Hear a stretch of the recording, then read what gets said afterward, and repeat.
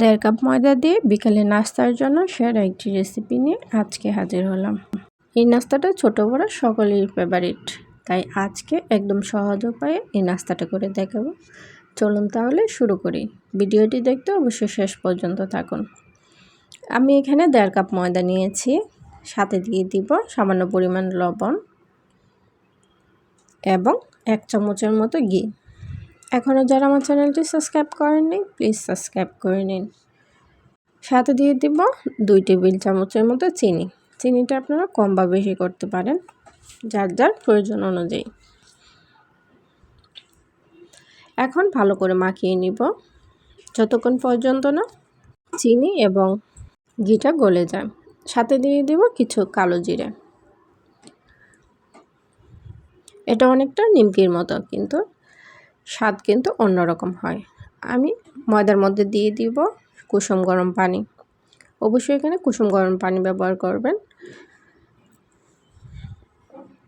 তাহলে খেতে ক্রিস্পি হয়।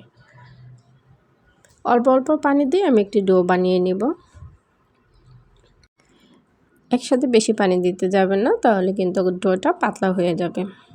অল্প অল্প পানি দিয়ে ডো সুন্দর হয়। ডোটা বানানো হয়ে গেলে আমি হাতে একটু তেল নিয়েছি, তেল দিয়ে উপরে মেখে দিব। তারপর 15 মিনিটের জন্য রেস্টে রেখে দিব।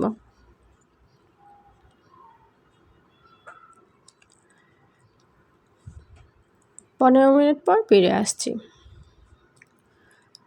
15 মিনিট পর আমার ডোটা হয়ে গিয়েছে। এখন সামান্য হাত দিয়ে মাখিয়ে নিব। এখন লেচি কেটে একটি বড় সাইজের রুটি বানিয়ে নিব। আমি এখানে 3টা রুটি বানিয়েছি, আপনারা কম বা বেশি করতে পারেন। রুটিটা একদম পাতলাও না একদম মোটাও না, মিডিয়াম। তো দেখলেই বুঝতে পারবেন অনেকটা নিমকি শেপের মতো। আমি রুটিগুলো কেটে নিচ্ছি।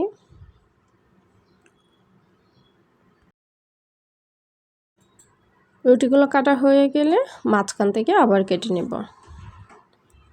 নিমকি যেরকম কাটে সেরকম করে কেটে নেব। এই রেসিপিটা একবার হলেও বাসায় ট্রাই করবেন। সবগুলো কাটা হয়ে গেলে আমি একটি কাঁটা চামচ নিয়ে নিচ্ছি। কাঁটা চামচের পেছনে অংশে আমি একটি রুটির সাইজ নিয়ে নিচ্ছি। এখন দেখেন কেমন করে আমি করছি, এভাবে করে নেবেন।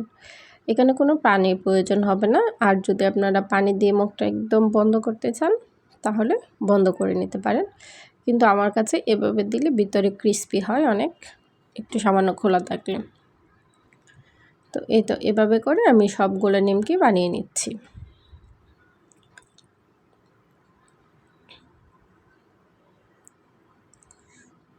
তো ভিডিওটি যদি ভালো লেগে থাকে অবশ্যই লাইক, কমেন্ট এবং সাবস্ক্রাইব করবেন। এভাবে করে আমি সবগুলো নিমকি বানিয়ে নিচ্ছি।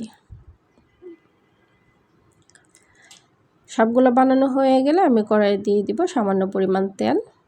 দিয়ে তেলটা গরম হয়ে আসলে সবগুলো নিমকি দিয়ে দিব। দিয়ে গোল্ডেন কালার হওয়া পর্যন্ত ভেজে নেব।